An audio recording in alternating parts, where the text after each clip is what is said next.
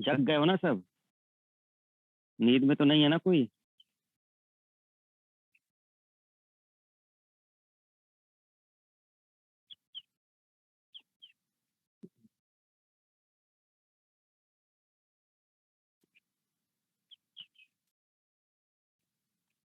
तो कल हम लोगों ने स्टार्टिंग किया था महात्मा बुद्ध के बचपन से, सिद्धार्थ, है ना, कि सिद्धार्थ से वो गौतम बुद्ध कैसे बने। और थोड़ा बहुत स्टार्ट किया था, उसको हम लोग फिर से देखते हैं और वहीं तक पहुंचते, फिर उसके आगे हम लोग गौतम बुद्ध के आगे देखेंगे कि उन्होंने अपने शिक्षाओं को और उपदेशों को कैसे प्रसारित किया।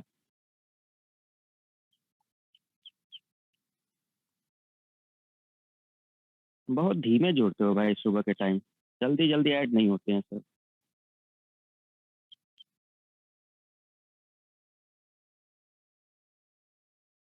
प्रॉपर जग गए हैं, बहुत सही, ठीक, प्रॉपर जग गए हैं। ये कौन सा जगना होता है तो मतलब इंद्री इंद्री सब खुल गई है, हैं?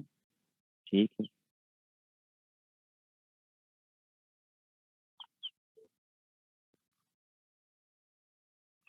तो जब हमने सिद्धार्थ की बात की कि बचपन का नाम सिद्धार्थ है उनका, गौतम बुद्ध जी का, और इनका जो जन्म हुआ है वो कपिल वस्तु में लुम्बिनी, जगह का नाम है लुम्बिनी, यहाँ पर इनका जन्म हुआ था, जो आज रुम्नदेई के नाम से भी जाना जा रहा है। ठीक है। ये नेपाल में पड़ता था कपिल वस्तु, ठीक है ना, नेपाल में पड़ता था कपिल वस्तु। और उनकी माता और उनके पिता था, और पिता का नाम क्या था? तो पिता कौन थे इनके? शुद्धोधन। और माता कौन थी? महामाया, है ना। इतनी बातें तो सबको क्लियर ही है, उसको कोई डाउट तो है नहीं। हाँ, महामाया, और पिता जो थे वो शुद्धोधन। शुद्धोधन थे किसके? शाक्य वंश के। और माता कौन सी थी? कोलीय वंश की। देखना शाक्य अभी आगे आएगा, जब जनपद पढ़ोगे, महाजनपद, 16 महाजनपद, तो उसमें शाक्य आएगा। ये गणराज्य है, ठीक है ना। गणराज्य मतलब जहाँ पे संघों द्वारा शासन चलता है, एक परिषद है और उनके द्वारा चलता है। जैसे लिच्छवी है, तो लिच्छवी भी गणराज्य है, मतलब यहाँ राजतंत्र नहीं है कि मतलब वंशानुगति बनते चले जा रहे हैं। तो गणराज्य का मतलब कि लोगों के द्वारा चुना जा रहा होगा। तो उनमें से शाक्य कुल भी ऐसा था, जहाँ के वो शुद्धोधन है, जो उनके पिता हैं गौतम बुद्ध के। तो ये अभी आगे हम लोग देखेंगे जब महाजनपद पढ़ेंगे। तो इतनी बातें रही, फिर इनका विवाह हुआ किससे? यशोधरा से, और उनका पुत्र हुआ राहुल। लेकिन इनका जो लालन पालन किया था वो किसने किया था? तो इनकी मौसी ने किया था, गौतमी प्रजापति। क्योंकि इनके जन्म के करीब 7 दिन बाद ही इनकी माता की मृत्यु हो गई थी, तो जो पूरा लालन पालन हुआ था वो गौतमी प्रजापति ने ही किया था। और ध्यान रखिएगा, गौतमी प्रजापति ही वो पहली महिला है जो संघ में आएंगी। मतलब जब संघ में महिलाओं को प्रवेश दिया जाएगा तो उसमें गौतमी प्रजापति इनकी मौसी ही है जो सबसे पहली महिला है जो उस संघ में आएंगी। ठीक है। फिर इसमें बहुत विलासी जीवन ये जी रहे थे। तो इनका सारथी चन्ना और घोड़ा कंथक, जो मेन मेन बातें जो याद रखनी है आपको। तो इनके सारथी हैं चन्ना, और घोड़ा है इनका कंथक। तो किसी काम, मतलब वो बाहर निकलते हैं अपने राज्य में कि देखिए क्या चल रहा है। जब वो बाहर जाते हैं तो उनको 4 दृश्यों का प्रभाव पड़ता है। ठीक है। 4 दृश्यों का प्रभाव पड़ता है, वो आपको बताया था, सबको याद हो गया होगा कि एक वृद्ध व्यक्ति मिलता है ना, बीमार व्यक्ति, एक वृद्ध मिलता है, एक बीमार मिलता है, फिर जाते हैं आगे तो एक डेड बॉडी मिलती है और एक सन्यासी मिलता है। तो सबसे ज्यादा जो खुश रहता है व्यक्ति वो कौन सा था? सन्यासी था। तो इनका गहरा प्रभाव पड़ा। अब ऐसे भी जो ऋषि थे कौंडिन्य, जब वो उनके जन्म पे आए थे उनके घर, कौंडिन्य ऋषि, तो उन्होंने पहले ही बता दिया था कि या तो ये बहुत बड़े सन्यासी बनेंगे या तो ये बहुत बड़े सम्राट बनेंगे, दोनों में से कोई एक चीज होगा। तो फिर इसके बाद आगे चीजें बढ़ती हैं। फिर ये इनका शुरू होता है यात्रा गौतम बुद्ध जी का, सिद्धार्थ से गौतम बुद्ध बनने की। ठीक है ना। तो सिद्धार्थ से जब वो गौतम बुद्ध बनने वाले हैं तो अपने घर कपिल वस्तु से वो निकलते हैं, है ना। और वहीं से आप पास में ही एक नदी पड़ती है, वो कौन सी नदी थी? अनोमा नदी। ठीक है ना।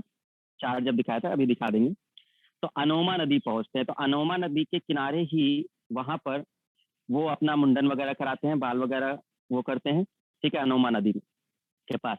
और वहीं से अपने सारे वस्त्र वगैरह दे करके वो चन्ना को वो कह देते हैं कि अब आप वापस जाइए, अब हमारा जो रास्ता है वो अलग है, आपका अलग है। ठीक है। तो उनको भेज देते हैं, तो वहीं पे कंथक की मृत्यु हो जाती है। तो एक सिंबल आता है घोड़े का, जब सिंबल बनता है तो वो कंथक के लिए आता है कि अगर कोई ऐसी घटना गौतम बुद्ध की जिससे घोड़ा जुड़ा हुआ है, तो घोड़ा किस घटना से जुड़ा हुआ है? तो देखो बहुत सिंपल हमने बताया कि महाभिनिष्क्रमण एक शब्द यूज हुआ है, महाभिनिष्क्रमण गृह त्याग को। जब गौतम बुद्ध गृह त्याग करते हैं तो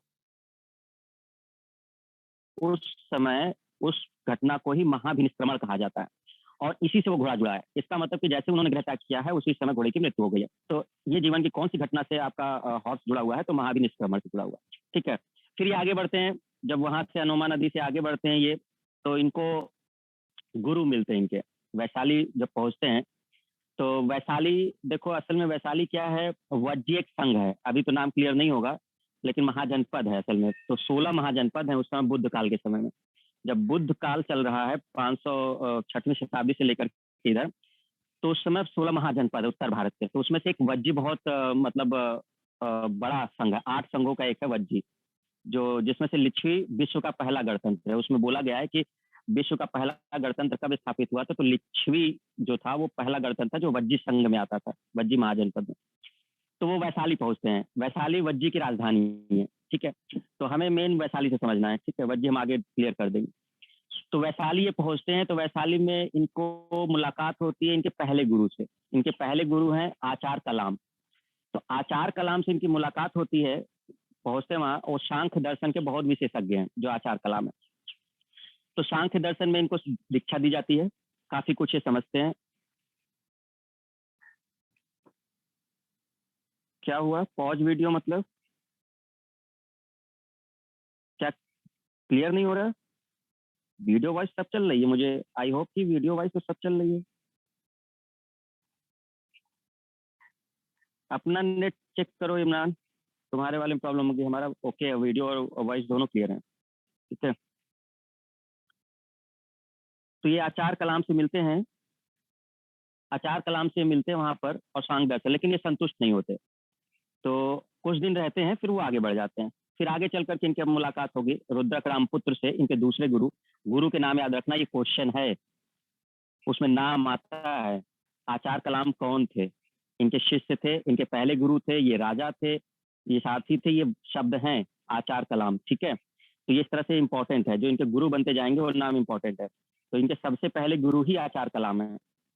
ठीक है, जो वैशाली में मिलते हैं इनको। फिर आगे आएंगे तो इनके दूसरे गुरु मिलेंगे रुद्रक रामपुत्र। तो रुद्रक रामपुत्र मिलेंगे, उनसे फिर ये दीक्षा लेंगे, काफी दिनों तक उनके साथ रहेंगे ये। फिर वहां भी संतुष्ट नहीं होते, तो फिर वो आगे बढ़ेंगे। वहां से वो फिर पहुंचेंगे आपके कहाँ पर, उर्वेला। उर्वेला पहुंचेंगे, जो बिहार में है, बोधगया के पास। उर्वेला जाएंगे। ठीक है, फिर उर्वेला में उनको कुछ शिष्य मिलेंगे। तो वो हम आपको अब डायग्राम से दिखा दे रहे हैं, जिससे आप चीजें क्लियर रहें। ठीक है ना, क्योंकि नाम आपको उस तरह के याद नहीं है, तो हम बोलते जाएंगे तो ध्यान आएगा नहीं। तो जरा सा वो डायग्राम जो हमने पीछे शेयर किया था उसको हम लोग फिर से देखते हैं। ठीक है, आचार कलाम, रुद्रक रामपुत्र। ठीक है स्टूडेंट, देखिए जरा इसको सभी।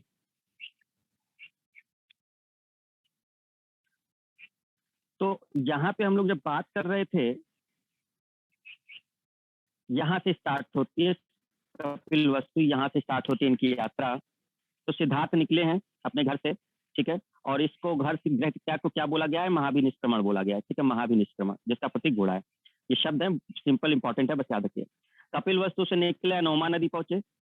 अनोमा नदी पे ही वो मुंडन करवाए, अपना वस्त्र वगैरह चन्ना को दिए, चन्ना अपना चले गए, पंथक की मृत्यु हो गई। फिर ये पहुंचते हैं वैशाली। वैशाली, ठीक है, और वैशाली वज्जी संघ की राजधानी है। वज्जी एक महाजनपद है, तो वैशाली उसकी राजधानी है। उसमें से लिच्छवी जो नीचे लिखा है, ये सबसे बड़ा मतलब पहला गणराज्य विश्व का, ध्यान रखिएगा। पहला गणराज्य या पहला गणतंत्र कहाँ से शुरू हुआ है? तो लिच्छ से शुरू हुआ है, जो कि उनकी महाजनपद के अंदर वैशाली राजधानी है। तो यहाँ पे इनकी मुलाकात होती है आचार कलाम से। ये मुलाकात इनकी हुई है आचार कलाम से। देखो पेन मत चलाना स्टूडेंट, बच्चे नहीं हो, है ना।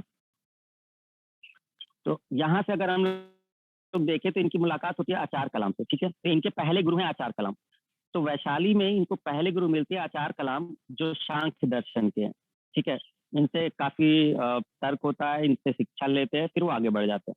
ये पहुंचते हैं राजगृह। जैसे ही वैशाली से आगे पहुंचे तो ये राजगिरी, राजगिरी आज की डेट में बिहार माना जाएगा, बिहार का क्षेत्र है ये, ठीक है। तो मगध उस समय जो महाजनपद था, तो उस समय महाजनपद हुआ करते थे, तो मगध महाजनपद में राजगिरी पड़ता था, बिहार का एरिया ये, ठीक है। तो राजगृह, इसी को गिरिवराज भी कहा जाता था। ये सब चीजें सब समझ में आ जाएंगे, अभी जितना जरूरी है वो समझ लीजिए। आज इसको राजगीर भी बोलते हैं, ठीक है। राजगीर, राजगृह, गिरिवराज एक ही शब्द था। तो मगध पहुंचते हैं ये, और यहाँ इनके दूसरे गुरु मिलते हैं जिनका नाम है रुद्रक रामपुत्र। तो पहले गुरु हैं आचार कलाम, और फिर दूसरे गुरु हैं इनके रुद्रक रामपुत्र। यहाँ भी ये समय बिताते हैं, इनसे डिस्कशन करते हैं, ठीक है। फिर ये आगे बढ़ जाते हैं। जैसे ये आगे बढ़ते हैं, अब इनकी मतलब ये पहुंचते कहाँ है, उर्वेला, ये है उर्वेला, ये बिहार का ही है। तो ये राजगृह से आगे पहुंचते हैं उर्वेला। तो उर्वेला में इनको मिलते हैं 5 ब्राह्मण, ये है 5 ब्राह्मण जो शिष्य हैं। तो अभी शिष्य नहीं बने हैं, ये 5 ब्राह्मण है। तो ये इनके साथ वहां मिल करके तप करने लगते हैं ज्ञान अर्जित करने के लिए। 5 ब्राह्मण के नाम याद रखना, कुंडन, भद्दिया, वेप्पा, असग्गी, महानामा। तो ये 5 ब्राह्मण इनको मिलते हैं, और यहाँ पर काफी कुछ होता है। लेकिन ठीक उसी समय एक शाही जैसे सेनानी रहता है, उसके घर की एक स्त्री रहती है सुजाता। तो वो देखती है कि ये लोग बहुत दिनों से तप कर रहे हैं और खाना पीना नहीं खा रहे हैं, तो शरीर भी इनका ठीक नहीं हो रहा। तो ये सुजाता जो है तो सिद्धार्थ के लिए खीर लेके जाती है और उनको खीर दे देती है। तो खीर खा लेते हैं माँ सिद्धार्थ, खीर खा लेते हैं। तो जो ये 5 ब्राह्मण हैं, कुंडन, भद्दिया और वेस्पा, सग्गी, महानामा, तो ये कहते हैं कि आपने तो नियम तोड़ दिया, क्योंकि जब तक हम लोग को ज्ञान नहीं मिल रहा था तब तक हमें कुछ खाना नहीं था। तो महात्मा बुद्ध ने कहा कि ऐसे ज्ञान से क्या फायदा, कि अगर शरीर मतलब रहे ही ना तो हमें ज्ञान प्राप्त कैसे होगा। तो हमने केवल उतना खाया है जितने के लिए हमें जरूरी है, मतलब हम जी सकें। तो इनसे मतलब मनमुटाव होता है, ये 5 ब्राह्मण अलग हो जाते हैं और सिद्धार्थ अलग हो जाते हैं। और यहीं से ये 5 ब्राह्मण चले जाएंगे आपके सारनाथ, ठीक है। यहाँ से उर्वेला छोड़कर ये लोग जो 5 ब्राह्मण हैं, ये लोग चले जाएंगे आपके सारनाथ, ठीक है। और ये वहीं ये उर्वेला रहते हैं। फिर कुछ समय के बाद उर्वेला से ये पहुंच जाते हैं बोध गया। तो सिद्धार्थ पहुंचते हैं बोध गया, ठीक है, बोध गया पहुंच जाते हैं उर्वेला से।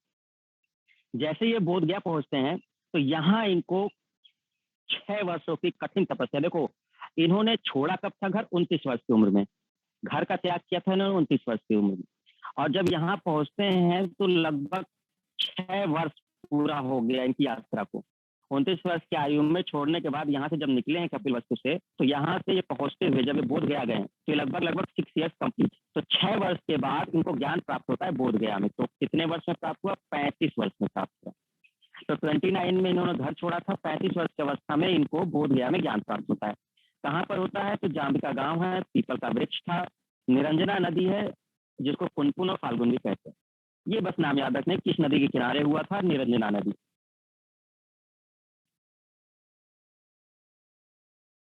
हेलो,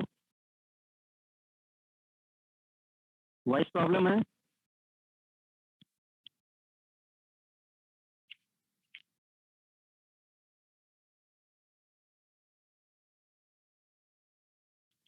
क्लियर है भाई साहब? ठीक है। तो यहाँ पर जब ये पहुंचते हैं तो निरंजना नदी है, देखो।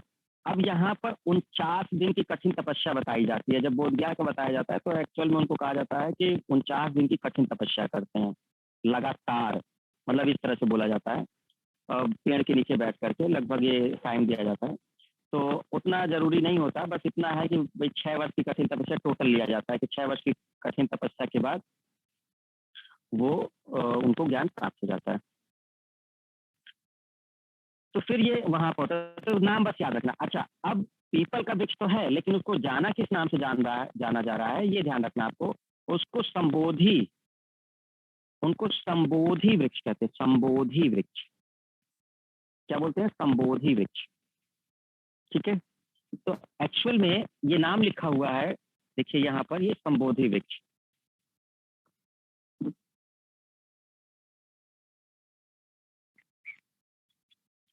संबोधि वृक्ष। क्या दिक्कत है भाई, वॉइस प्रॉपर नहीं है?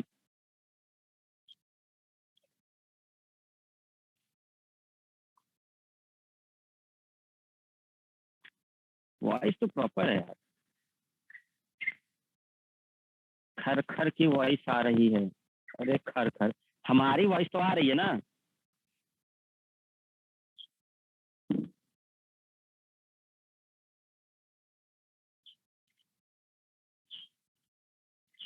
अरे वो कुछ आवाज तो आएगी, वो पीछे का सब। ठीक है, वो कुछ आवाज तो रहेगी ना।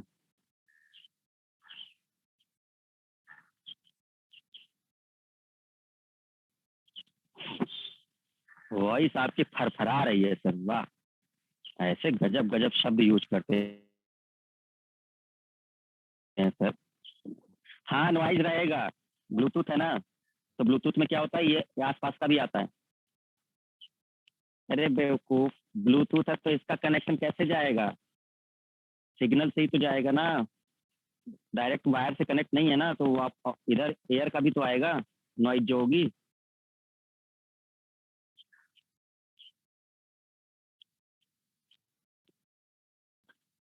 तो यहाँ से जब हम लोग इसमें देखते हैं तो वो उर्वेला पहुंचे। उस फरफराहट को छोड़ दो, फरफराहट घरघराहट ये सब छोड़ दो, ठीक है। केवल बस जो हमारी आवाज आ रही है वो, उस पर ध्यान देना, वो आ रही है कि नहीं, मतलब नाम समझ में आ रहा है कि नहीं, बस उस पर ध्यान देना, ठीक है। वो थोड़ा बहुत इधर उधर का आएगा ही, है ना। अब या तो क्लोज रूम में बैठते तब होता है ऐसा, तब सही होता।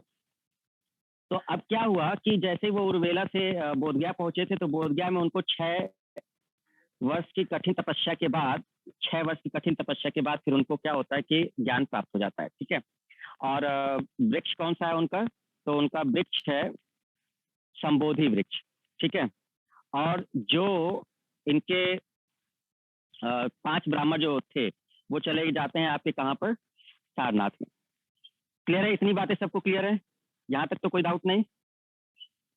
ये क्या है, गर्लफ्रेंड क्या है, कहाँ पहुंच गए तुम? जीएफ?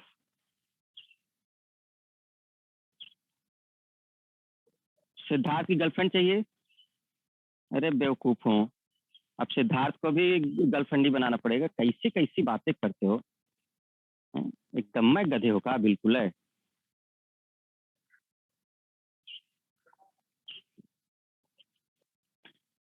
तो यहाँ पे इस तरह की चीजें हम लोग को देखते हैं, ज्ञान प्राप्त हो गया इनको, ठीक है। आगे हम लोग देखते हैं यहाँ पर, नेक्स्ट स्टार्ट करते हैं।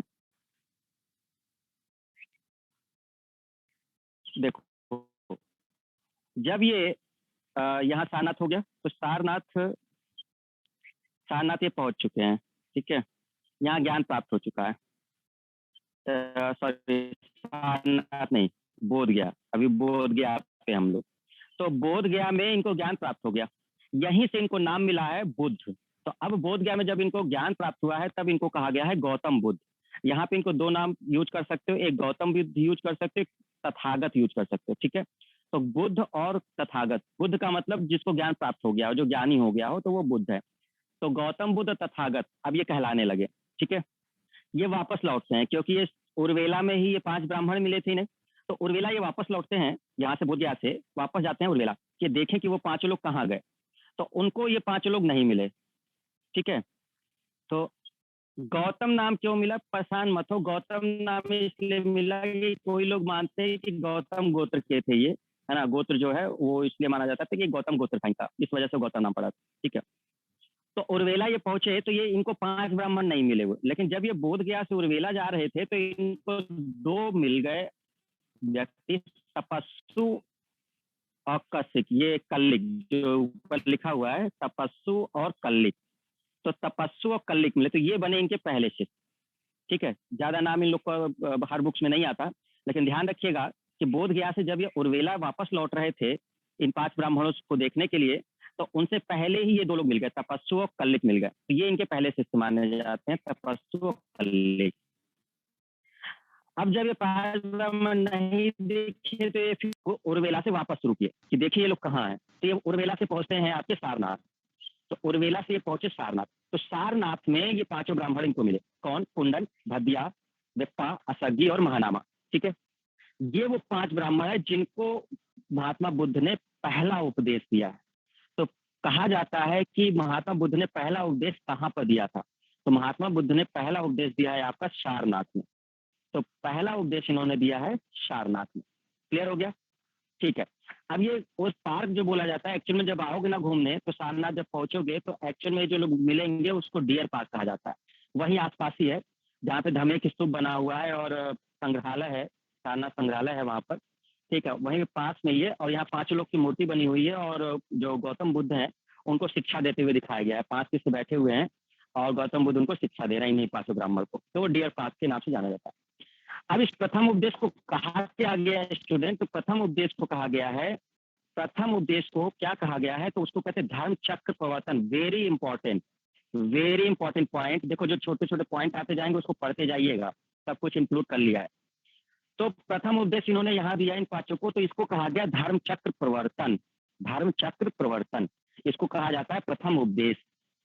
ठीक है, और इसका प्रतीक क्या है? मृग सहित चक्र। ठीक है, मृग सहित चक्र याद है। जैसे हमने कहा कि घर त्याग का क्या था? उनका घोड़ा था। घर त्याग का क्या था स्टूडेंट? घोड़ा था। तो उसी तरह प्रथम उपदेश का जो है वो मृग सहित चक्र, और वो डियर पार्क के नाम से भी जाना जा रहा है, मृग, जहाँ पे ये बने हुए हैं। तो इस तरह से ये चीजें आपको थोड़ी सी ध्यान रखनी है। तो बात क्लियर हुई सभी को? सिद्धार्थ की यात्रा कंप्लीट हुई कि सिद्धार्थ गौतम बुद्ध बने। तो कपिल वस्तु से निकल करके जल्दी से हम बता देते हैं, कपिल वस्तु से निकले हैं, अनोमा नदी पहुंचे हैं, फिर वो वैशाली पहुंचे हैं, आचार्य कलाम से मुलाकात हुई है, फिर वो राजगृह पहुंचे हैं, वहाँ रुद्रक रामपुर से हुई है, फिर वो उर्वेला पहुंचे हैं, 5 ब्राह्मण मिले, फिर उसके बाद इनका साथ छूट जाता है। ये 5 ब्राह्मण सारनाथ पहुंच गए होते हैं, तो उर्वेला के बाद ये बोधगया जाते हैं महात्मा बुद्ध, वहाँ इनको ज्ञान प्राप्ति होती है निरंजना नदी के किनारे, और संबोधि वृक्ष जहाँ से इनको नाम मिलता है गौतम बुद्ध, और दूसरा नाम क्या मिलता है इनको? तथागत। फिर ये वापस लौटते हैं उर्वेला, लेकिन वो उन 5 ब्राह्मण नहीं मिलते हैं, तो तपस्सु और कल्लिक से इनकी मुलाकात होती है, पहले से रहते हैं।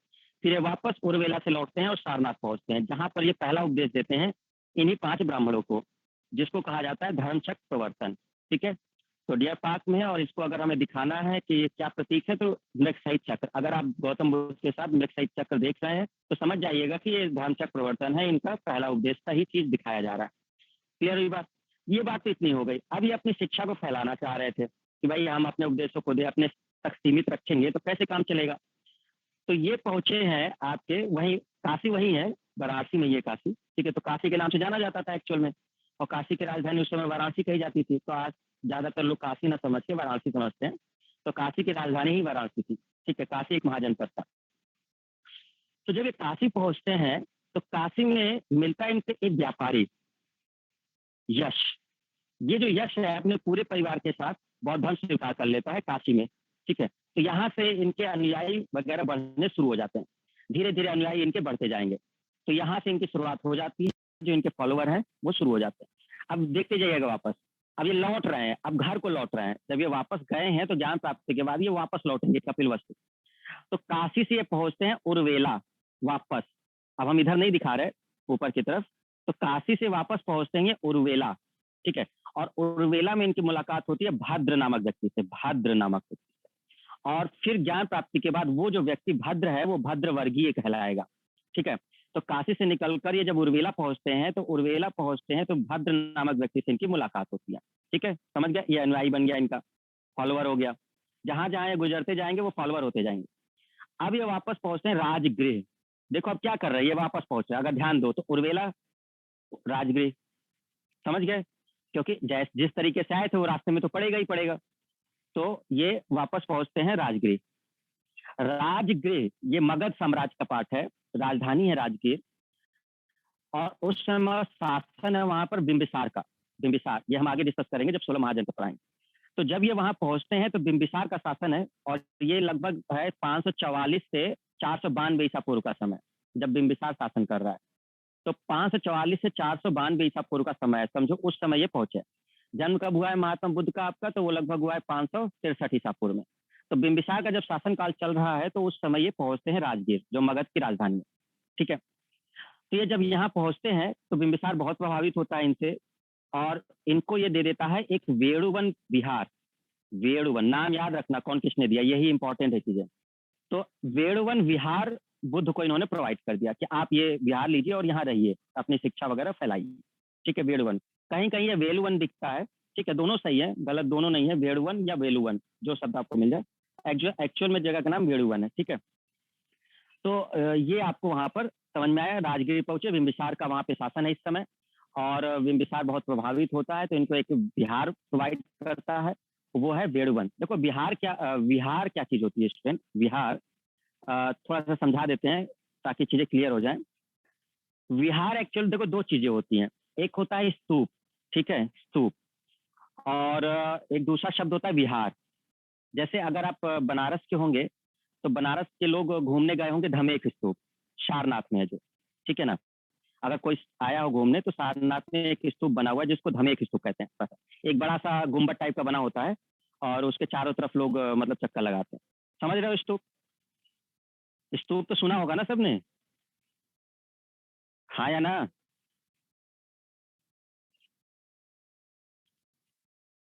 हाँ, जिन्होंने मतलब देखा है वो समझेंगे, तो स्तूप होता है, एक गुम्बद टाइप का होता है और बौद्ध धर्म के जो अनुयायी होते हैं वो लोग उसको फॉलो करते हैं। तो 2 चीज़ें, एक चीज़ समझ लो, हम यही समझा देते हैं। चैत्य या स्तूप कहा जाता है, चैत्य या स्तूप, ठीक है? तो ये क्या होते हैं स्तूप? एक प्रकार से कह सकते हो कि जब उस धर्म के, जैसे बौद्ध धर्म के जो मेन गुरु हुआ करते थे, जैसे महात्मा बुद्ध हैं, गौतम बुद्ध हैं, तो ये जब मरते हैं, मतलब जब मरते थे तो इनकी अस्थियाँ क्या होती थी कि इन अस्थियों को ये लोग इकट्ठा कर लेते थे और उन अस्थियों को रखकर ही उसके ऊपर एक गुंबद-नुमा स्ट्रक्चर बना देते थे, बड़ा-सा, वही स्तूप है। तो स्तूप में एक्चुअल में कुछ चीज़ नहीं है, स्तूप में आपको देखने को कुछ नहीं मिलेगा कि आप वो समझे। असल में जो धातु कर्म है उनके, जैसे बॉडी उनकी खत्म हो गई महात्मा बुद्ध की, या उनके जो अनुयायी हैं, जो उनके शिष्य हैं, ठीक है? तो उनको क्या जो मेन रहे होंगे, तो उनके शरीर की जो अस्थियाँ रही होंगी या राख रहा होगा, उसको वो लोग इकट्ठा करते हैं, एक जगह रखते हैं और उसके ऊपर वो बना देते हैं, उसी को स्तूप कहा जाता है। अब क्योंकि अगर मान लो महात्मा बुद्ध हैं, महात्मा बुद्ध की अस्थियों को अगर रख के स्तूप बनाया गया होगा, तो अब तो ये पवित्र हो गया ना। आज ये बहुत ज़्यादा पवित्र हो गया, बौद्ध धर्म के अनुयायियों के लिए, कि भाई ये बहुत पवित्र है, हमको इसकी पूजा करनी है। तो उसकी पूजा करने लगते थे लोग। तो बौद्ध धर्म के लोग उन स्तूपों की पूजा करते थे। और अब अगर पूजा करोगे तो आपको उस स्तूप के आस-पास रहना पड़ेगा, ठीक है? अब ऐसा नहीं है कि आपका स्तूप बना है सारनाथ में, आप रहते हो दिल्ली में, तो आप रोज़-रोज़ तो आके थोड़े ना करोगे आप, ठीक है ना? बहुत सारे स्तूप है, जैसे सांची का स्तूप है, भरहुत स्तूप है, धमेक स्तूप है, अमरावती स्तूप है, तो कई सारे हैं। तो अब स्तूप क्योंकि पवित्र हो गए और पूजा स्थल हो गए, तो वहां पे उनको रहना पड़ा बौद्ध अनुयायियों को। तो रहोगे कैसे जब आप कुछ बनाओगे नहीं? तो उनके लिए घर बनाए गए, एक प्रकार से घर समझ लो। तो उसको घर नहीं कहा जाता, बिल्डिंग नहीं कहा, उनको विहार कहा जाता है। तो जहां पर स्तूप होगा वहां पर विहार जरूर होगा, क्योंकि बौद्ध धर्म के जो लोग हैं वो स्तूपों की पूजा करते थे और उसी के आसपास घर वगैरह, कमरे वगैरह बना करके वो वहां रहते थे, तो उन्हीं को विहार कहा जाता था। विहार एक ऐसी जगह जहाँ पे बौद्ध धर्म के अनुयायी रहते थे, ठीक है? तो इसलिए आपको आगे चल करके हर जगह मिलेगा, हर जगह जहाँ भी स्तूप बना होगा ना उसके आसपास विहार बना ही होगा, क्योंकि वहाँ बौद्ध धर्म के अनुयायी रहते होंगे। तो वही बात हो रही है वेणुवन विहार। तो जब ये महात्मा बुद्ध वहाँ पहुँचे हैं बिंबिसार के उसमें, तो बिंबिसार बहुत प्रभावित होता है और वो कहता है कि आप यहीं रुकिए, मतलब कुछ समय तक। इस वजह से उसने विहार उनको प्रोवाइड किया वेणुवन नाम का, क्योंकि अगर ये रहेंगे नहीं तो ये चले जाएंगे फिर। तो फिर भी जानते हो महात्मा बुद्ध रुके नहीं, कुछ समय तक रहे, फिर वो निकल लिए। बात समझ में आई अब हमारी? स्तूप और विहार अंतर है। स्तूप एक ऐसा स्ट्रक्चर है, ऐसा ढांचा है जिसमें जो बौद्ध धर्म के मेन लोग हुआ करते थे, वो उनकी जो अस्थियां हैं उन चीजों को वहां पे रखा गया है और उसी के ऊपर एक गुंबदनुमा स्ट्रक्चर बनाया गया है, जो एक पवित्र स्थल है, ठीक है? एक पवित्र स्थल है। और क्योंकि उसकी पूजा करनी होगी तो उसके आसपास रहना होगा, तो उसके लिए घर बनाए गए, आवास बनाए गए, वही है विहार, तो उसको विहार कहा जाता है। दोनों चीजें क्लियर हो गई सबको? कोई डाउट? अब विहार और स्तूप में कंफ्यूजन तो नहीं होगा कि स्तूप क्या है और विहार क्या है? ठीक है ना? तो बिंबिसार ने कौन सा विहार प्रोवाइड किया इन्हें? वेणुवन विहार, तो जहाँ बौद्ध धर्म के लोग रहेंगे अपने शिष्यों के साथ। तो महात्मा बुद्ध अपने शिष्यों के साथ वहां पहुंचते हैं, ठीक है? आगे बढ़ते हैं हम लोग। तो जैसे ही ये चीजें हो गई, इनको बिंबिसार के शासनकाल में पहुंचे हैं और फिर वहां से इनको वेणुवन मिल गया है। चलिए आगे देखते हैं स्टूडेंट। अब इसको आगे बढ़िए जरा। राजगृह से ये आगे पहुंचते हैं, राजगृह से ये आगे पहुंचते हैं, ठीक है? और ये पहुंचते हैं, देखो ये राजगृह से वापस जा रहे हैं, कहाँ? कपिल वस्तु जा रहे हैं, ये वापस कपिल वस्तु जा रहे हैं, ठीक है? लेकिन एक ध्यान रखिएगा, जब ये राजगृह पहुंचे हैं बिंबिसार के समय में, जहाँ पे बहुत इंपॉर्टेंट, वेरी इंपॉर्टेंट। सारे शिष्यों को भले याद मत रखिएगा, लेकिन स्टार्टिंग के ये 4 शिष्य जो राजगृह में बने हैं, इनको याद रखना है आपको। सारिपुत्र, ठीक है, मोदगलायन, अभय और उपाली, समझ गए? सारिपुत्र, अरे है, बिहार में भी है भैया, बोधगया में भी है। जहां जहां ये रहे हैं वहां वहां भाई स्तूप या विहार तो बनाया ही गया होगा।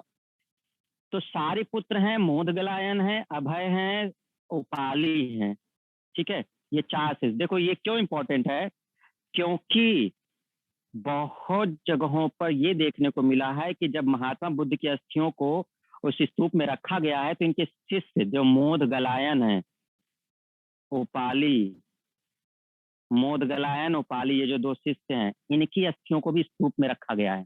तो ये बहुत इंपॉर्टेंट हो जाता है कि महात्मा बुद्ध की अस्थियों के साथ किन 2 शिष्यों की अस्थियों को भी स्तूप में रखा गया है। तो वो है मोदगलायन और उपाली, ठीक है। ये 2 जो राजगृह में बनते हैं, राजगृह में 4 शिष्य बनते हैं, इसमें से जो मोदगलायन है और उपाली, इनकी अस्थियों को भी महात्मा बुद्ध के साथ कुछ जगहों पर रखा गया है। तो ये एक इंपॉर्टेंट है, इसलिए आपको ये याद रखना है। क्लियर? राजगृह से ये वापस पहुंचेंगे आपके कहाँ, कपिलवस्तु, वापस अपने घर पहुंच जाते हैं। तो इनकी यात्रा जहां से शुरू हुई थी वहीं खत्म हो जाएगी। तो अब ये राजगृह से अपने घर पहुंचते हैं कपिलवस्तु, लेकिन अब ये ज्ञानी हो चुके हैं।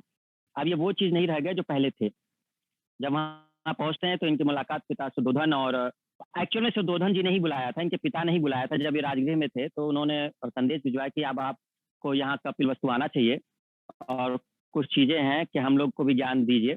तो वो पहुंचे हैं महात्मा बुद्ध वहां पर, और सभी को दीक्षित किया है, अपने पूरे परिवार को, माता पिता जो लोग भी थे वहां पर, सबको उन्होंने बौद्ध धर्म में दीक्षित किया, ठीक है। तो कुछ समय तक रुके वो कपिलवस्तु में, लेकिन उनकी दूसरी यात्रा फिर शुरू होती है।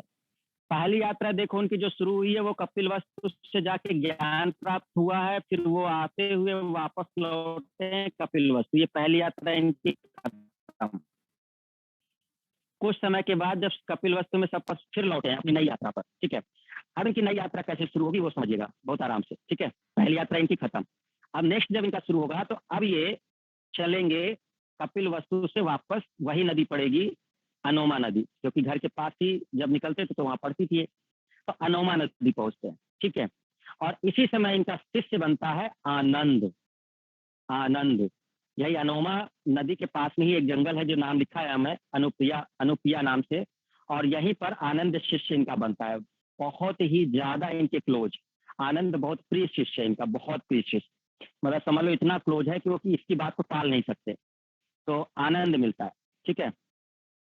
हाँ, तो आनंद मिलता है, तो यहाँ मिलता है आनंद, मतलब इनकी पहली यात्रा में आनंद नहीं मिलता, आनंद मिलता है इनकी दूसरी यात्रा में।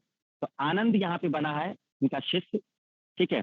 और फिर ये यहाँ से होते हुए पहुंचते हैं राजगृह। वैशाली को इन्होंने छोड़ दिया है उस समय वैशाली नहीं गए हैं, ठीक है। अनवा नदी से सीधे राजगृह पहुंच गए हैं, ठीक है। वैशाली बाद में जाएंगे दूसरी यात्रा में। तो ये पहुंचते हैं राजगृह। राजगीर जब पहुंचते हैं तो एक्चुअल में क्या होता है कि यहाँ पर इनका एक भाई है, चचेरा भाई देवदत्त, ठीक है। तो देवदत्त है यहाँ पर।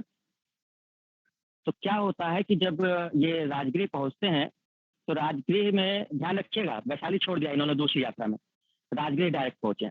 तो जब ये राजगीर पहुंचते हैं तो इनका भाई है देवदत्त। आपने अगर थोड़ा भी कहानी देखी हो तो चचेरा भाई है देवदत्त, और शायद आपने सीरियल वगैरह देखा तो देवदत्त थी ना जो किसको मारता है, एक पक्षी को मारता है, कुछ सिद्धार्थ आते हैं और उसको बचाते हैं, उसकी मरहम पट्टी करते हैं, है ना, ऐसा सीरियल वगैरह में देखे होगे अगर। तो देवदत्त इनका चचेरा भाई है, इसकी इनसे नहीं बनती। देवदत्त क्या सोचता है कि मैं मतलब बौद्ध धर्म का वो बन जाऊं, मतलब जो संघ वगैरह हैं, जो अनुयायी हैं, ये मतलब मेरे में आ जाए। असल में जब ये कपिलवस्तु पहुंचे हैं अपनी यात्रा में तो इतने ज्यादा शिष्य बन गए इनके, मतलब जब भी कोई एक व्यक्ति आता था तो करीब करीब 200 शिष्यों को लेके आता था, जो भाई इतने ज्ञानी हो चुके थे कि जिससे भी शास्त्रार्थ होता था उनको ये परास्त कर देते थे। तो एक जिस भी गुरु को ये पराजित करते थे उसके साथ ऑलरेडी शिष्य होते थे। तो अब किसी एक को पराजित किया, पता चला वो 500 शिष्य है, तो जब गुरु ही साथ में गया तो शिष्य भी गए। तो कपिलवस्तु पहुंचते पहुंचते जब ये पहुंचते हैं तो उस समय तक शिष्य इनके बहुत बन चुके हैं। तो देवदत्त को ईर्ष्या हो जाती है, जो इनका चचेरा भाई है, कि ये बहुत ज्यादा तरक्की कर रहा है। वो सोचता है कि मुझे इस पर नियंत्रण हो जाए, ठीक है। तो ऐसी चीजें होती हैं। तो सुनने में आता है कि कहानी के रूप में सुनने में आता है कि इनको मारने के लिए एक मतवाला हाथी भेजा जाता है राजगीर में, गौतम बुद्ध को, जो बिल्कुल पागल हाथी रहता है। और वो जब हाथी वहां पहुंचता है तो बुद्ध के सामने जैसे ही पहुंचता है, तो बुद्ध की आंखों को देखकर, उनके तेज को देखकर हाथी उनके चरणों में आ जाता है। ठीक है, स्क्रीन नहीं दिख रही? स्क्रीन दिख तो रही है, वीडियो नहीं आ रहा?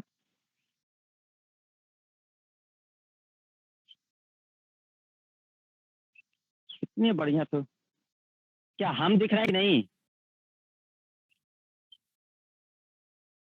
अरे हम दिख रहे हैं ना। अरे बेवकूफ, जब शेयर ही नहीं किए तो कहाँ से? जब करेंगे तभी दिखेगा। तुम लोग सही में टेक्निकल स्टूडेंट हो या बस वो खाली बस मतलब बनने की कोशिश कर रहे हो इंजीनियर? हमें कभी कभी डाउट होने लगता है। तो अब क्या होता है कि यहाँ पर वो मतवाला हाथी भेजा जाता है। अभी स्क्रीन शेयर नहीं किया, परेशान ना हो, जब स्क्रीन शेयर करेंगे तो दिख जाएगा। हम दिख रहे हैं ना, बस ठीक है। जब हम नहीं दिखेंगे तो स्क्रीन दिखेगी उस समय, ठीक है। तो अब ये मतवाला हाथी वहां पहुंचता है, तो बुद्ध के शरण में जाता है, उनके कदमों में आ जाता है। जब देवदत्त कहा जाता है कि राजगृह जब ये पहुंचे हैं दूसरी बार, जब ये राजगृह पहुंचे हैं तो उस समय ये देखकर पूरा जो वहां का लोग रहता है, निवासी रहता है, वो एकदम आश्चर्यचकित हो जाते हैं कि मतलब इतना पागल हाथी, मतवाला हाथी, और ये बुद्ध के चरणों में आ गया। यहाँ से इनकी ख्याति बहुत ज्यादा बढ़ जाती है महात्मा बुद्ध की। मतलब इनके फॉलोअर, मानने वाले लोग बहुत ज्यादा इनके हो जाते हैं। तो देवदत्त खत्म हो गया। भाई देवदत्त की कोई चीज दाल गली नहीं, वो सोचा कि ये कुछ हो जाएगा, बट वो हाथी खुद ही उनके चरणों कदमों में आ गया। ठीक है, तो यहाँ से इनकी ख्याति बहुत दूर दूर तक हो जाती है। अब अलग अलग जगहों से लोग वहां पहुंचना शुरू हो जाएंगे राजगीर। ठीक है ना। तो अब यहाँ से कहानी शुरू हो जाएगी। जो मेन है, मेन तो सब चल रहा था, लेकिन जो दूसरी यात्रा है उसमें भी ये राजगृह वाली जो यात्रा है, यहाँ से आपकी बहुत इंपॉर्टेंट चीजें शुरू होंगी। अब यहाँ से वैशाली जुड़ेगा। ठीक है, यहीं से इनके साथ वैशाली जुड़ेगा, श्रावस्ती जुड़ेगा, कौशल वाला जो एरिया है। तो हमारी बात क्लियर हुई। तो अभी हम राजगृह में हैं, ध्यान रखिएगा। हम लोग अभी पहुंचे हैं राजगृह। अब हम स्क्रीन शेयर कर रहे हैं। ठीक है, तो अब स्क्रीन में जरा देखिएगा सब लोग। तो यहाँ पर ये जब ये राजगृह पहुंचते हैं तो यहीं पे ये सारे केसेज होते हैं। ठीक है, हाथी के द्वारा इनकी ख्याति इतनी ज्यादा बढ़ जाती है कि कौशल, ये जो है कौशल, ये भी एक महाजनपद है बुद्ध काल का। तो कौशल की राजधानी है श्रावस्ती। ठीक है, तो यहाँ का एक व्यापारी रहता है अनाथ पिंडक। अनाथ पिंडक, ठीक है, नाम लिखा हुआ है। तो ये कौशल का जो व्यापारी अनाथ पिंडक, ये राजगृह पहुंचता है और इनसे विनय करता है कि प्रभु आप हमारे क्षेत्र में भी आइए, वहां पर भी आपकी बहुत ज्यादा जरूरत है। तो कहते हैं ठीक है, हम पहुंचेंगे, कोई बात नहीं, आप चलिए, हम आते हैं वहां पर। और इस तरह से बहुत सारी चीजें होती हैं, बहुत सारे अनुयायी बनते हैं। लेकिन जब ये कौशल पहुंचते हैं, ठीक है, कौशल श्रावस्ती वाला जो पॉइंट, तो यहाँ का जो व्यापारी है अनाथ पिंडक, ध्यान रखिएगा, कौशल का व्यापारी है या अनाथ पिंडक, श्रावस्ती राजधानी है उसकी, कौशल महाजनपद है ये। ठीक है, तो इसने जेतवन विहार दिया है। जेतवन, देखो दो विहार के नाम आ गए। एक विहार का नाम आया है वेणुवन, जो बिंबिसार ने दिया है, और एक दूसरा आया है जेतवन, या अनाथ पिंडक नामक व्यापारी ने दिया है, जब ये कौशल, कौशल का व्यापारी है, ये श्रावस्ती महाजनपद है। ठीक है, तो वहां पर, और यहीं पे कौशल का नरेश है। देखो अनाथ पिंडक व्यापारी है, और यहाँ का राजा जो है वो प्रसेनजित है। बहुत इंपॉर्टेंट नाम है, याद रखिएगा अभी, क्योंकि अभी इसकी बहन आएगी चेटक, जब विवाह होगा बिंबिसार, बिंबिसार से जब होता है तो उस समय, तो वो बाद में देखेंगे हम लोग। प्रसेनजित जो है, इसने दिया पुब्बाराम विहार। जो नाम आ रहा है वो याद रखना है, कौन किसने दिया। तो ध्यान रखिएगा, जो जेतवन विहार है, जेतवन विहार, वो दिया है अनाथ पिंडक ने, जो व्यापारी है वहां का कौशल का। और जो प्रसेनजित वहां का राजा है, उसने दिए हैं पुब्बाराम। तीन विहार के नाम आ गए, वेणुवन, जेतवन, पुब्बाराम। ठीक है। अच्छा, एक क्वेश्चन पूछा जाता है, सबसे ज्यादा निवास गौतम बुद्ध ने कहाँ पे किया है, मतलब सबसे ज्यादा जहाँ पे रहे हैं? श्रावस्ती, याद कर लो, सबसे इंपॉर्टेंट क्वेश्चन है ये। सबसे ज्यादा निवास गौतम बुद्ध ने अपनी यात्रा के दौरान कहाँ पर किया है? श्रावस्ती में इन्होंने अपना सबसे ज्यादा समय बिताया है, श्रावस्ती में। ठीक है, सबसे ज्यादा शिष्य बने हैं, सबसे ज्यादा शिक्षाएं यहाँ पर दी हैं इन्होंने, सबसे ज्यादा निवास किया है। तो ये बहुत इंपॉर्टेंट पॉइंट है, श्रावस्ती को रट लेना बिल्कुल। श्रावस्ती एक ऐसा जगह है कौशल महाजनपद में, जहाँ पर इन्होंने सबसे ज्यादा शिष्य बनाए हैं, सबसे ज्यादा इन्होंने उपदेश और शिक्षाएं दी हैं, जो बहुत मात्रा में दी हैं, और सबसे ज्यादा निवास किया इन्होंने। ठीक है, ये चीज है। तो यहाँ से इनको दो चीजें मिल जाती हैं। जब ये राजगृह रहते हैं तो राजगृह से ये वैशाली गए होते हैं, वैशाली गए होते हैं राजगृह से, देखो वापस लौट रहे हैं। जैसे पहले जब ये गए थे तो वैशाली से राजगृह गए थे, लेकिन दूसरे समय में ये पहले राजगृह गए हैं फिर वैशाली गए हैं, ठीक है ना, दूसरी यात्रा में। तो वैशाली पहुंचते हैं, तो वैशाली में एक बहुत प्रसिद्ध नगर वधु है, गढ़ का जो मतलब नगर वधु बोली जाती थी, जो बहुत फेमस हुआ करती थी उस समय, राजा के दरबार में भी रहती थी। तो उसका नाम है आम्रपाली। आम्रपाली ये बहुत प्रभावित होती है महात्मा बुद्ध से, आम्रपाली जो वैशाली की नगर वधु है, ठीक है। तो वो बहुत खुश होती है और इसका बहुत बड़ा आम का बागान रहता है, आम का बागान रहता है, तो ये इनको रहने के लिए वो आम का बागान दे देती है आम्रपाली। तो क्वेश्चन बनता है कि आम्र वाटिका किसने दिया था? तो वैशाली की जो नगर वधु है आम्रपाली, उसने गौतम बुद्ध को अपनी आम्र वाटिका दे दी, ठीक है। तो आम्र वाटिका किसने दिया है? आम्रपाली ने दिया है, ठीक है। कुटाग्रशाला का यहाँ पे निर्माण हुआ है, तो वैशाली में ही जो वहाँ के नरेश थे लिच्छवी गणराज्य के, तो उन्होंने कुटाग्रशाला बनाई, ये नाम है केवल याद करना, कुटाग्रशाला बिहार का नाम है जो उनको प्रोवाइड किया। तो कुटाग्रशाला इनको वैशाली में मिला है, ठीक है। अब सबसे इंपॉर्टेंट क्वेश्चन यहाँ से एक और बनता है, क्या किसके कहने पर संघ में महिलाओं का प्रवेश हुआ है? ध्यान रखिएगा, गौतम बुद्ध इसके पक्ष में नहीं थे, लेकिन इनका एक प्रिय शिष्य है आनंद, इस आनंद के कहने पर उन्होंने महिलाओं को प्रवेश दिया है। वेरी इंपॉर्टेंट पॉइंट, मतलब इतना प्रिय शिष्य, सोचो कि जो महात्मा बुद्ध ये नहीं कह रहे थे कि महिलाओं को प्रवेश दिया जाए, बट उस शिष्य के कहने पर उन्होंने प्रवेश दे दिया है। अब सोच के देखिए कि कितना इनके क्लोज रहा होगा वो। तो एक क्वेश्चन पूछता है कि महिलाओं का प्रवेश कहाँ पर हुआ है, किस जगह पे हुआ है?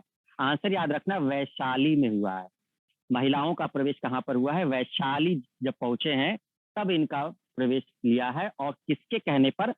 आनंद के कहने पर। बात हमारी समझ में आई?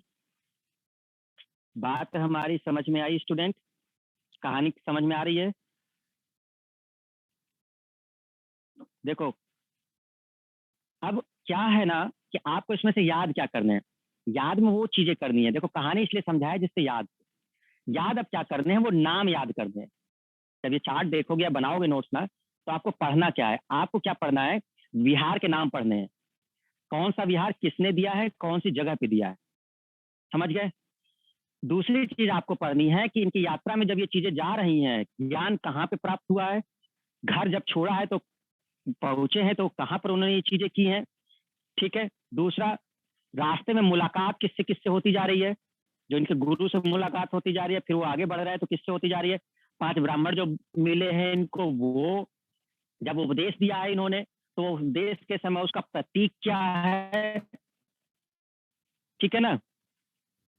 सर एक बार स्टार्टिंग से जल्दी जल्दी पूरा पेज समझा दीजिए। वेरी गुड हर्षवर्धन, अभी तुम सम्राट बनने वाले हो, आगे चल करके घबराओ मत, ठीक है। तुम ही बनोगे सबसे बड़े सम्राट हर्षवर्धन हैं। तो उस समय कहना सर मुझे पूरा साम्राज्य समझा दीजिए, मेरा वाला मुझे आ नहीं रहा, समझाएंगे फिर, ठीक है। कोई बात नहीं, हम फिर से एक बार क्लियर करते हैं, ध्यान से समझना आप, ठीक है। पूरे पेज को हम फिर से रिवाइज कर रहे हैं, समझ रहे हो स्टूडेंट?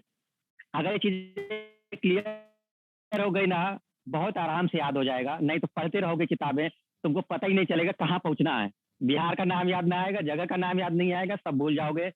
तो जो यात्रा हम शुरू कर रहे हैं उस यात्रा हमारे साथ साथ चलना। अभी तुम लोग को कपिल वस्तु से ले जाके वापस कपिल वस्तु ला के छोड़ देंगे, ठीक है। तो हमारे साथ तैयार रहिए यात्रा शुरू करने के लिए। स्टार्ट करें, यस या नो? जल्दी से हैंड रेज करो। जग रहे हो सब लोग? सो तो नहीं रहे हो ना? हाथ दिखाओ जरा सभी। अरे हाथ दिखाने का मतलब कैमरे पे हाथ मत दिखाने लगना, बस वो हैंड रेज। हाँ देखो सब, हाँ सर, है सर, जग रहे हैं सर, ठीक है। अब कुछ तो कितना भी कह लो, उनके तो चेहरे पे मुस्कुराहट आनी ही नहीं है, कुछ भी कर लो सर, मेरा चेहरा बिल्कुल हंसेगा ही नहीं, आप करके देख लो, हैं। तो ऐसे भी कुछ लोग हैं, इन्हीं सब चीजों में है। तो गौतम बुद्ध बहुत कम बोले हैं। देखो गौतम बुद्ध ऐसे थे जो शांत मतलब रहा करते थे, मतलब उनको ज्यादातर वही चाहता शांत रहने से। मेहनत मतलब ताकत बहुत है, एक एक दिन में 20-20, 30-30 किलोमीटर चलते थे। मतलब सोच के देखो कि मतलब ये इन चीजों के लिए 40 वर्ष तक लगातार शिक्षा दी है। 40 जब ज्ञान प्राप्ति इनको हुई है तो 40 वर्ष तक लगातार शिक्षा दी है। 80 वर्ष की उम्र में इनकी मृत्यु हुई है। भाई 563 में जन्म हुआ है ईसापुर में, और 483 में जाकर के इनकी मृत्यु हुई है। तो 563 से 483 लगभग 80 वर्ष का इन्होंने जिया है। 35 वर्ष में इनको ज्ञान प्राप्त हो गया है। अब सोचो कि जब 35 वर्ष में इनको ज्ञान प्राप्त हो गया है, तो इसके बाद से मरने तक केवल शिक्षा ही दिए हैं ये, उपदेश, शिक्षा, यात्रा, यही सब चलता रहा है। ठीक है ना? तो ये चीजें इनके लिए इंपॉर्टेंट थी। इनकी पहली महिला शिष्य का नाम है गौतमी प्रजापति, जो इनकी मौसी हैं। ऐसे याद कर लो ना, जो इनकी पहली शिष्या बनी है वो इनकी मौसी ही बनी है, जो गौतमी प्रजापति हैं। ठीक है ना? चलो स्टार्ट करते हैं फिर से। ध्यान से समझना, थोड़ा सा कंसंट्रेट होकर के पूरी कहानी। अब हम थोड़ा सा जल्दी जल्दी चीजें क्लियर करेंगे ना यात्रा को। हाँ, शुरू करते हैं। देखना स्टूडेंट ध्यान से, कहाँ से हम लोग शुरू करते हैं सबसे पहले। तो हम लोग स्टार्ट करते हैं पहले इनके जन्म से। ठीक है, क्या कोई कमेंट कर रहे हो?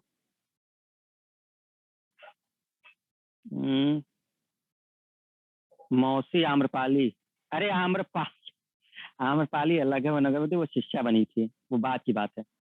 ठीक है, बाद में बनी थी, पहले प्रजापति गौतमी बनी थी। हाँ, तो सिद्धार्थ वस्तु में लुम्बिनी नामक गांव में, लुम्बिनी, कपिल वस्तु नेपाल में पड़ रहा था। ठीक है, लेकिन लुम्बिनी आजकल ये आपका जो रुम्बनदेही है, आपका ये नेपाल का तराई क्षेत्र है, जो इधर पड़ता है, आपके बिल्कुल बॉर्डर पे ही है। तो सिद्धार्थ का जन्म हुआ है लुम्बिनी में, ध्यान रखिएगा ये पॉइंट, लुम्बिनी में इनका जन्म हुआ है। इनके पिता हैं शुद्धोधन, जो कौशल महाजनपद पड़ता है। ठीक है, शाक्य वंश के हैं ये, है ना। और जो महामाया है इनकी माता है, वो कोली वंश की हैं। दोनों चीजें पॉइंट याद रखने हैं। इनसे इनका जन्म होता है 563 ईसा पूर्व में। कब जन्म होता है? 563 ईसा पूर्व में। ठीक है, लेकिन कुछ समय के बाद ही, 7 दिन के बाद ही इनकी माता की मृत्यु हो जाती है, जिससे इनका पालन पोषण करती है कौन? गौतमी प्रजापति। गौतमी प्रजापति, तो गौतमी प्रजापति जो इनकी मौसी हैं, वो इनका पालन करती है। यह है पहली महिला जो संघ में शामिल होती है। किसके कहने पर? आनंद के कहने पर। तो आनंद जब कहते हैं तो पहली महिला शामिल होने वाली इनकी मौसी है। ठीक है, जब इनका जन्म होता है तो कौंडिन्य ऋषि पहुंचते हैं। उन्होंने कहा कि ये बहुत ही तेज बालक है, या तो ये बहुत बड़ा सिद्ध बने, सिद्धार्थ का नाम ही है सिद्ध। तो सिद्धार्थ जो नाम दिया है कौंडिन्य ऋषि ने, तो सिद्ध मतलब जो बहुत सिद्ध पुरुष हो, तो वहीं से नाम पड़ा है इनका। ठीक है, तो वहां से अब इनका मन लगता नहीं है, तो शुद्धोधन समझते हैं कि कुछ ना कुछ गड़बड़ है, तो इनका विवाह कर देते हैं यशोधरा से, जो बहुत खूबसूरत है। तो उनको लगता है कि जब बहुत खूबसूरत बीवी होगी तो हो सकता है ये न जाए कहीं। ठीक है, तो कुछ नहीं, अच्छा जीवन बीतता है इनका कुछ समय तक। ठीक है, राहुल पुत्र होता है, क्लियर। लेकिन इनका मन लगता नहीं, बाहर निकलते हैं ये घूमने के लिए, अपने साथी चन्ना को लेते हैं घोड़े कंटक के साथ। तो 4 दृश्यों का प्रभाव पड़ता है। ध्यान रखिएगा, ये क्रम से याद करना है स्टूडेंट, क्रम से याद करना है। पहले क्या दिखा है, पहले क्या दिखा है, रैंडमली याद मत करना। सबसे पहले वृद्ध व्यक्ति दिखा है, फिर बीमार व्यक्ति दिखा है, वो क्रम से ही लिखा है, फिर मृतक दिखता है, और लास्ट में सन्यासी दिखता है। तो ये क्रम से ही है, क्रम याद रखना। ये क्वेश्चन पीसीएस में पूछा जा चुका है क्रम का। ठीक है, तो बड़े एग्जामों में पूछा गया है। तो उन्होंने क्रम से पूछा है कि जो 4 दृश्य आए थे वो किस क्रम में आए थे। तो सबसे पहले वृद्ध व्यक्ति मिला था, फिर बीमार मिला था, फिर मृतक मिला था, और फिर सन्यासी मिला था लास्ट में। ठीक है, इन दृश्यों का प्रभाव इन पर बहुत पड़ता है। वापस घर लौटते हैं, अपनी बीवी से मंत्रणा करते हैं, सलाह लेते हैं, लेकिन वो तैयार नहीं होती। तो रात में सोते हुए 29 वर्ष की आयु में अपने पुत्र और यशोधरा को छोड़कर ये गृह त्याग कर देते हैं, और इस प्रक्रिया को कहते हैं महाभिनिष्क्रमण। तो बौद्ध धर्म में जब वो गृह त्याग करते हैं तो आपको महाभिनिष्क्रमण कहा जाता है, और इसका प्रतीक है घोड़ा। तो घोड़े का प्रतीक अगर कहीं दिखाया जा रहा है बौद्ध धर्म में, तो समझ जाइए उनके घर त्याग से है। अब ये 29 वर्ष की उम्र में घर को त्यागते हैं, अपने कपिल वस्तु जो उनका जगह है लुम्बिनी से वो निकलते हैं। सबसे पहले रास्ते में मिलती है अनोमा नदी। अनोमा नदी पहुंचते हैं, बाल मुंडाते हैं, वस्त्र चेंज करते हैं, चन्ना को देते हैं, कंटक की मृत्यु हो जाती है। तो फिर यहाँ से आगे बढ़ते हैं, वो वैशाली पहुंचते हैं। वैशाली राजधानी है किसकी? वज्जी संघ की, जो समय का बहुत बड़ा 8 संघों का महाजनपद है वो वज्जी। तो वैशाली उसकी राजधानी। उसमें से एक सबसे इंपॉर्टेंट है लिच्छवी, इसका बार बार नाम आएगा, ध्यान रखिएगा। तो लिच्छवी बहुत इंपॉर्टेंट है, और ये उसी में एक संघ है, वैशाली मतलब वज्जी संघ में ही एक है। तो ये राजधानी है, वैशाली राजधानी, ध्यान रखिएगा, लिच्छवी राजधानी नहीं है, वैशाली राजधानी। यहाँ इनकी मुलाकात हुई, ये राजगृह पहुंचते हैं जो मगध में है, मगध की राजधानी है। मगध भी एक महाजनपद है जो बिहार में है। ठीक है, तो ये राजगृह पहुंचते हैं, यहाँ इनकी मुलाकात होती है रुद्रक रामपुत्र से, जो इनके दूसरे गुरु बनते हैं।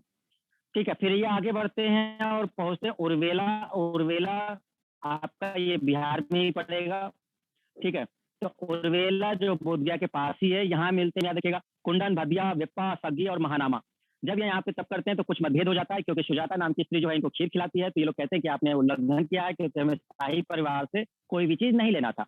इन दोनों में मतभेद होता है, गौतम बुद्ध का रास्ता अलग हो जाता है, ब्राह्मणों का रास्ता अलग हो जाता है, वो पांचों ब्राह्मण पहुंचते हैं सारनाथ, जबकि जो गौतम बुद्ध हैं वो उर्वेला से पहुंचते हैं बोध गया। तो अभी सिद्धार्थ हैं, बोध गया पहुंचते हैं, यहाँ पे कठिन तपस्या करते हैं, किस पेड़ के नीचे, पीपल वृक्ष के नीचे, जिसको किस नाम से जाना जा रहा है, संबोधि वृक्ष। नदी कौन सी है, निरंजना नदी है, जिसको पुनपुन और फाल्गु नदी भी बोल रहे हैं। ठीक है, यहाँ ये कठिन तपस्या करते हैं 35 वर्ष की आयु में, टोटल जब उससे 35 वर्ष की आयु रहती है तो उनको वहां पर ज्ञान प्राप्त हो जाता है, और तब ये कहलाते हैं गौतम बुद्ध और तथागत। ठीक है, फिर यहाँ से वापस लौटते हैं उर्वेला, देखते हैं कि शायद हमें वो पांचों ब्राह्मण मिल जाएं जो रास्ते में मिले थे, बट वो नहीं मिलते, जबकि दो लोगों से इनकी मुलाकात होती है, किससे, तवस्सु और कलिक से। ये इनके शिष्य बनते हैं। फिर ये वापस उर्वेला से लौटते हैं सारनाथ। तो सारनाथ पहुंचते हैं तो ये पांचों ब्राह्मणों को उपदेश देते हैं, जो उनके पहले वहां पर प्रथम उपदेश को कहा जाता है धर्म चक्र प्रवर्तन, और इसका प्रतीक है मृग सहित चक्र। वेरी इंपॉर्टेंट, ध्यान रखिएगा, जहां पर ये चीज की गई है उसको बोलते हैं आज की डेट में डियर पार्क। ठीक है, तो ये पॉइंट आपको क्लियर हो गया होगा। चलिए आगे बढ़ते हैं। सारनाथ से ये काशी पहुंचते हैं, जहाँ पे वहाँ के नरेश रहते हैं। नरेश तो खैर दूसरे थे, व्यापारी रहता है यश, और वो व्यापारी जो यश रहता है वो अपने पूरे परिवार के साथ दीक्षित हो जाता है बौद्ध धर्म में। यहाँ से आगे बढ़ते हैं, वापस पहुंचते हैं उर्वेला। ये पहली यात्रा चल रही है इनकी। उर्वेला में इनको भद्र नामक व्यक्ति मिलता है, वो इनका शिष्य बन जाता है, भद्रवर्गी कहलाता है। और यहाँ पे कई सारे लोग मिलते हैं आगे इनके पूरे रास्ते भर में, और बहुत सारे शिष्यों अनुयायियों को ये बनाते हैं, जिसमें से फेमस आपका जो है वो राजगृह वाला है, जहाँ पे इनके 4 शिष्य जो बने, ये वेरी इंपॉर्टेंट है, इनके नाम आपको याद करने होंगे। ठीक है, और ये कहाँ पर बनते हैं, तो राजगृह पहुंचते हैं। क्यों इंपॉर्टेंट है, क्योंकि इसमें से जो मोदगलायन है और जो उपाली है, इनकी अस्थियों को भी स्तूपों में रखा गया है, इसलिए ये इंपॉर्टेंट पॉइंट हो जाता है। ठीक है, तो यहाँ पर जब ये राजगीर पहुंचते हैं तो राजगीर या राजगृह पे उस समय शासन है बिंबिसार का। ठीक है, तो ये बिंबिसार इनको वेणुवन विहार देता है, जहाँ पे इनको अनुयायियों को रहने के लिए वो जगह देता है, जिसको बोलते हैं वेणुवन। क्लियर हो गई बात। यहाँ पे 4 शिष्य बनते हैं, चारों के नाम आप याद रखिएगा। जब इतनी सारी चीजें होती है तो ये वापस पहुंच जाते हैं कहाँ पर, कपिलवस्तु। इस कपिलवस्तु में जब ये पहुंचते हैं अपनी पहली यात्रा में, जहाँ से शुरू किए थे, तो फिर यहाँ पर अपने पिता को दीक्षित करते हैं, अपने पूरे परिवार को दीक्षित करते हैं, और कई सारे बौद्ध लोग में, बौद्ध धर्म में जो उनको दीक्षा दे देते हैं। अब इनकी दूसरी यात्रा शुरू होती है, जब कपिलवस्तु से जब ये वापस चलते हैं, अब दूसरी बार यात्रा शुरू होती है तो वापस अनोमा नदी पड़ेगी।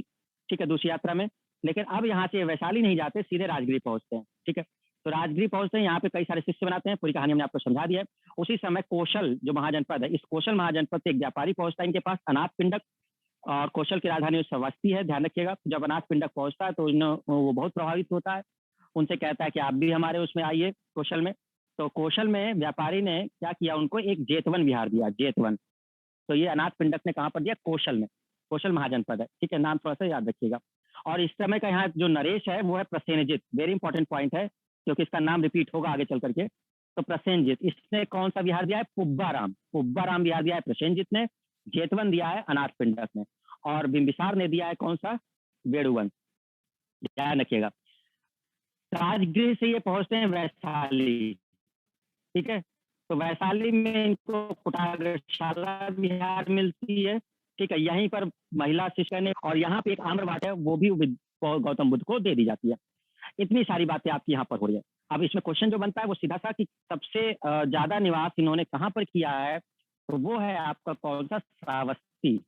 कहाँ की राजधानी है, कौशल महाजनपद की। ठीक है, नाम थोड़ा ध्यान रखिएगा, महाजनपद जब पढ़ाएंगे तब ये बहुत अच्छे से क्लियर हो जाएगा। तो श्रावस्ती जब वो कहते तो सबसे ज्यादा करते। अच्छा, एक और बात इसमें, गौतम बुद्ध की एक खास बात थी कि गौतम बुद्ध जो है वो वर्षा काल में नहीं चलते थे। तो आपको जब भी पढ़ोगे कहीं पर ना, तो ये वर्षा काल में यात्रा नहीं करते थे, हर समय यात्रा करते थे, वर्षा काल में विश्राम करते थे। तो जब तक वर्षा काल रहता था, मतलब जब तक वर्षा का मौसम रहता था, तो ये लोग आराम किया करते थे, मतलब विहार वगैरह जो बने थे उसी में रुकते थे ये लोग। ठीक है ना, तो इस तरह से चीजें ध्यान रखिएगा। क्लियर हो गई बात, कहानी समझ में आई सबको, सबको समझ में आई पूरी कहानी क्या चल रही है ना। इनकी जो मृत्यु होगी वो हम कल डिस्कस करेंगे। ठीक है, अभी ये इनकी मृत्यु नहीं हुई है, अभी इन्होंने केवल शिक्षा दीक्षा दी है, और जो मेन मेन पॉइंट्स है वो चीजें हैं। कल वाली क्लास में हम लोग जब करेंगे तो उसमें हम लोग देखेंगे कि इनकी मृत्यु कहाँ जाके होगी और किस कारण से होगी। क्लियर है, आज का क्लास क्लियर है सबको। हाँ या ना? हाँ, कुछ सर हिला दो, कुछ चलो। वीडियो ऑन करो जरा सभी, जल्दी से वीडियो ऑन करिए सभी, वीडियो ऑन करिए। तुम लोग ऑन अपना क्लास करके सो जाते हो, वीडियो बंद, नींद पूरी। हम्म, जल्दी से मुंह धुल के बैठे होंगे सब, देखना कुछ तो ऐसे ही करते हैं। कहो अपने भाई बहन को बैठा दियो, बेटा तुम बैठो, मैं थोड़ा देर आराम कर लूँ, बड़ी जल्दी जल्दी जगा दिया जाता है। चलो चलो ठीक है। हाँ, ऑन। चलिए, जब तक हम क्वेश्चन पूछते टाइप भी करते ना, वीडियो बंद मत करना बिल्कुल भी, 5 मिनट है केवल, ऑन रखने देना। चलिए, अच्छा बताइए जरा जल्दी से क्वेश्चन बताइएगा, हम पूछेंगे। चलिए, पहले गुरु का नाम बताइए इनके, गौतम बुद्ध के पहले गुरु का नाम बताइए जल्दी से। गौतम बुद्ध के पहले गुरु का नाम बताइए।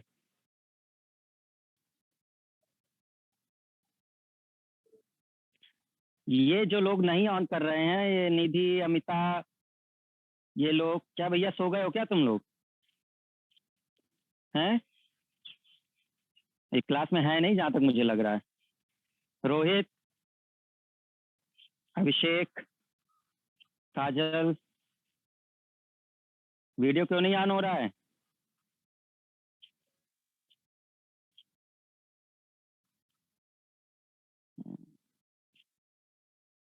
ठीक है, आचार कलाम। ओके। आ, वेणुवन विहार किसने दिया था?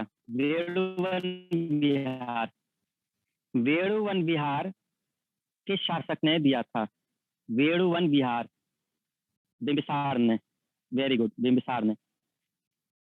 ठीक है। महिलाओं का प्रवेश संघ में, महिलाओं का प्रवेश संघ में किस जगह पे हुआ था? किस जगह पे सबसे पहली महिलाओं को संघ में प्रवेश दिया गया था? आनंद तो शिष्य है, उसके कहने पर दिया गया था। जगह का नाम बताइए जहाँ पे उन महिलाओं को पहले एंट्री दी गई।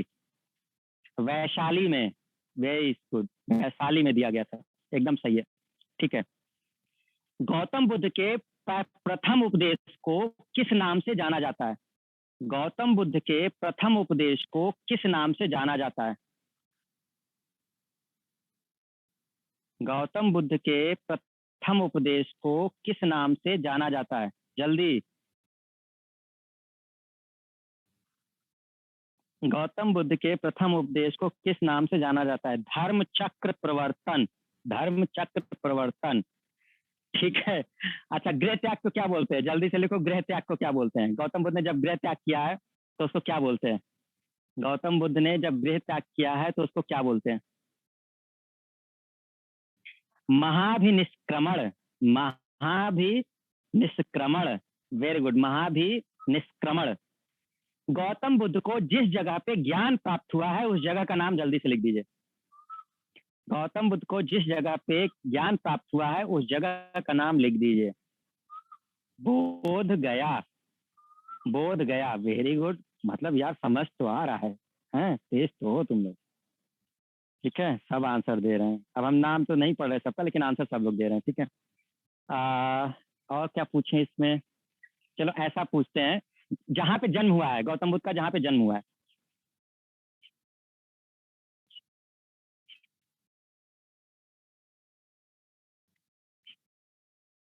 जहाँ पे गौतम बुद्ध का जन्म हुआ है। कपिल वस्तु में लुम्बिनी, लुम्बिनी याद रखना, कपिल वस्तु में लुम्बिनी में। ठीक है ना, तो लुम्बिनी बोला जाएगा। ठीक है। एक काम करते हैं, बस 1 मिनट और। आप लोग क्या करो, जब इनकी कपिल वस्तु से यात्रा शुरू हुई है उस क्रम को जल्दी से बताइए। कपिल वस्तु के बाद कहाँ कहाँ कहाँ, ज्ञान प्राप्त होने तक, ज्ञान प्राप्त होने तक, बस जल्दी से बताइए, क्रम बताइए तुरंत। ज्ञान प्राप्त होने तक बनाना है केवल। सभी लोग जल्दी से क्रम बताइए, जब वो घर से निकले हैं और ज्ञान प्राप्त होने तक। एक साथ लिखना, अलग अलग नहीं कि पहले एक टाइप करके भेज दे रहे हो फिर दूसरा, नहीं, एक साथ बना करके कॉमा लगा के बता सकते हो। कॉमा लगा के लगा सकते हो कि ये पहले, फिर कॉमा लगा देना आगे ही, फिर कॉमा लगा के ऐसे बोल दो जल्दी से। सबसे पहला आंसर देखें किसका आया है जो सही तरीके से आया है। आकांक्षा, कपिलवस्तु से अनोमा नदी, से वैशाली, से राजगृह, राजगृह से फिर पहुंचे हैं उर्वेला, फिर बोध गया। ठीक है, अनोमा, वैशाली, राजगृह, उर्वेला, बोध गया। फिर नवीन का भी आया है अनोमा नदी। अरे कपिलवस्तु से निकालो तो पहले उन्हें। ठीक है, तो कपिलवस्तु से अनोमा नदी, वैशाली, रामगढ़। अच्छा भैया नवीन, ये रामगढ़ कहाँ से आ गया? है राजगृह है वो। उर्वेला, बोध गया। ठीक है, हिमांगी, कपिलवस्तु, आलाम नदी। बदल दो तुम लोग, पूरा एकदम खत्म ही कर दो। नाम है चेंज कर देना, पता न चले नदी कौन था और जगह का नाम क्या था। हाँ, पता चले आगे चल के गौतम बुद्ध को ही बदल देना है, उनका नाम याद नहीं आ रहा सर क्या था। तो अब लो, एक ने और नदी बदल दी, ओनामी नदी, रिंकी। अरे कसम से तुम लोग, अरे अनोमा नदी, अनोमा, अनोमा नदी। ठीक है, अनोमा याद करो। सबने एकदम चेंज करके रख दिया है, इसीलिए तो बोले हैं कि जरा टाइप तो करो। उर्विला बोध गया। ठीक है, शिवराम भी सही है। शिवराम गलत हो तुम। शिवराम तुमने सीधे वैशाली, राजगीर, ये क्या है? पहले कपिलवस्तु से निकलेंगे, फिर अनोमा नदी पहुंचेंगे, फिर वैशाली, फिर राजगीर, उर्विला, फिर बोध गया। पूरा लिखो। अलोमा नहीं है, अनोमा है। ठीक है, कपिलवस्तु, अनोमा, वैशाली, राजगीर। वेरी गुड, ठीक है, बहुत सही। क्लियर हो गया सबको? कोई डाउट इसमें? ठीक है। अब ये आज की क्लास खत्म करते हैं, क्योंकि जल्द आपकी दूसरी क्लास होने वाली है। तो आज वाली हम खत्म करते हैं, कल हम इनकी मृत्यु कर देंगे गौतम बुद्ध जी की। तो अभी इनकी शिक्षा दीक्षा हुई है, मतलब कहने का मतलब इनकी मृत्यु के बारे में पढ़ेंगे, ठीक है ना। तो ये जब कहाँ जाते हैं, अपने रास्ते में जब उपदेश उपदेश दिए हैं, उसके बाद क्या ऐसा हुआ जिसकी वजह से इनकी मृत्यु हो गई, है ना। और वहां से भी चीजें इंपॉर्टेंट है, उनका प्रतीक है मृत्यु का, है ना। वो सब चीजें भी हम लोग कल देखेंगे। तो आज की क्लास खत्म करते हैं। Okay, thank you everyone, all the best. खाइए पीजिए, मस्त रहिए, है ना, और जागते रहिए। ठीक है।